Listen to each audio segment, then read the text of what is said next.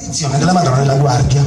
Sapete, conosciamo il santuario della Madonna della Guardia, la sua apparizione, la sua storia, come ve la racconto io adesso, è quello che cito, la fonte che cito è l'archivio storico della Curia Vescovile, quindi non sto inventando niente, poi le mie deduzioni ovviamente sono le mie simpatiche cazzeggiate, ma quello che vi dico è veramente successo ed è così riportato dalla Curia Vescovile. Allora, cosa succede? L'apparizione della Madonna della Guardia, che se non sbaglio è la seconda apparizione della Madonna riconosciuta dalla Chiesa Cattolica, avviene nel 1490, che d'ora in poi dirò nel 500 per comodità. Che cosa succede? Una bella mattina la Madonna appare a un contadino di umilissime origini che si chiama Benedetto Pareto, e tutto questo accade sulle cime del Monte Figogna, che è dietro San Pierdarena.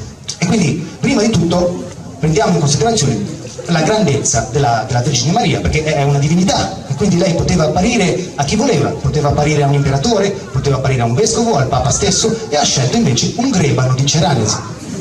Quindi secondo me si merita tutta la nostra stima, perché dimostra già un certo coraggio alla partenza, ok? Quindi, una bella mattina del 1490 il Benedetto Pareto va a fare fieno sulla cima del Monte Figogna. Fa molto caldo, la cima del Monte Figogna è alta, ma Benedetto Pareto, questo umile contadino, va fino là e si fa questa scarpinata per il semplice fatto che la cima del Monte Figogna è un posto franco, cioè un posto dove lui può fare fieno senza pagare dazio a nessuno.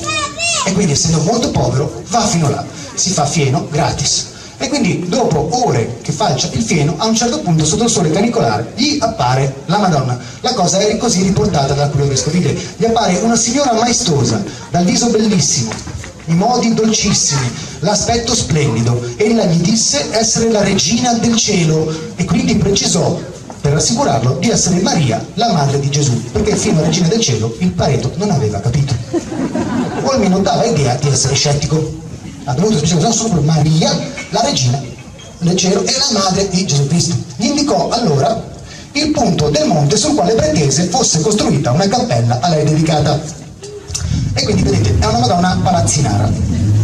Tutte le apparizioni divine del Medioevo hanno questa caratteristica comune, cioè le divinità appaiono e chiedono immediatamente la costruzione di opere in muratura. Okay? Generalmente in posti vergini, incontaminati, devastando completamente il territorio. Ecco, sono palazzinari in questo senso. Non solo vanno a parlare direttamente con le maestranze, non è prevista generalmente alcuna retribuzione, in barba all'articolo 18. Quindi, insomma, la Madonna si presenta, declina le sue generalità ed esige la costruzione di un'opera edile. Ma non solo, lo fa a danno di un contadino che non ha di che nutrire se stesso, della famiglia, e soprattutto gli chiede di costruire questa opera edile nell'unico posto in cui lui e gli altri mentecatti possono andare a fare fieno gratis. Per cui possiamo dedurre che, insomma, per il Benedetto Pareto quel giorno lì era un po' una giornata di merda. È stata una esperienza traumatica per il Pareto, ma finalmente, dopo questo shock, il Benedetto Pareto ritorna a casa e incontra la moglie alla quale può confidare tutto. La incontra e le racconta la situazione, e questa è la reazione della donna, che viene riportata dalla Curia Vescovile. La donna lo derise credendolo impazzito. Oggi come allora sulla moglie genovese puoi sempre contare, no? Qualunque sia il tuo problema, tu parlane con tua moglie che lei ti deride credendoti pazzo.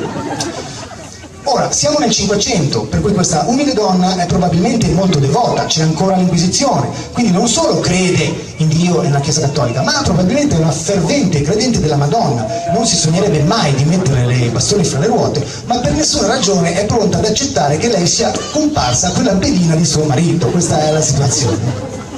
Ma per arrivare al fantastico dobbiamo considerare la reazione del Pareto, perché il Pareto, che è un grebano di Ceranesi, cosa fa?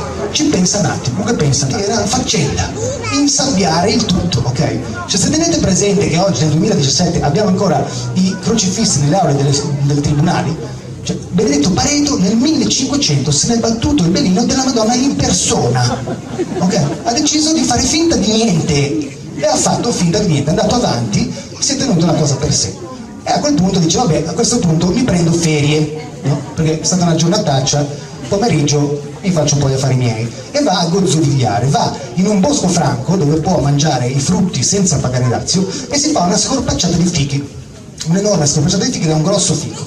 Quando ha mangiato tutti i fichi dei più bassi, sale sull'albero per mangiarsi quelli dei più alti. A quel punto un ramo più devoto alla Madonna gli si spezza sotto il piede, lui precipita di sotto, si rompe la schiena, va in coma, gli danno l'estrema unzione, sta 4 giorni più di là che di qua e a quel punto gli riappare la Madonna. E il dialogo possiamo solo immaginarci. Sarà stata una cosa tipo: Benedetto, Che le... sono la Madonna.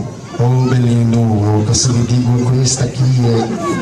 Benedetto, ma non siamo d'accordo che ti devi costruire la Nigeria? Sì, ma è un organizzato, signora, proprio... Ah sì, a te maniera di costruire la Nigeria già organizzato, sai va una battita iniziativa? A noi cosa la capivo, signora, a noi che bisogna organizzare un trasporto di materiali, bisogna andare dagli arbanesi per puntesi, Che tutta la Nigeria va fatta regolare, le mica antapullo, no? Benedetto, ti fai un fermo con la Madonna? no, così mi vuoi fare la Nigeria, lei quella bastarda delle muggere che non ha quella. Oh va bene, non fammi tornare, è l'ultimo avvertimento sto qui. Sì, ho capito, c'è di così sapere. E la Madonna risana Benedetto Pareto, che si risveglia in salute. A quel punto, quando vedono che Benedetto Pareto è tornato in sé, pienamente sano, la Chiesa si fa. La Chiesa si è fatta perché lui è tornato dal coma, capito? E quindi che cosa se ne deduce? Che unico caso nell'apparizione della Madonna, per motivare un genovese è dovuta riapparire. Cioè, la Madonna ha dovuto insistere, capito, con un genovese. Non solo insistere, ha dovuto proprio ricorrere ai metodi al limite del mafioso, cioè gli ha spezzato la schiena come Joe Pesci in Quei bravi ragazzi, capito? Perché sennò lui non la faceva, capito?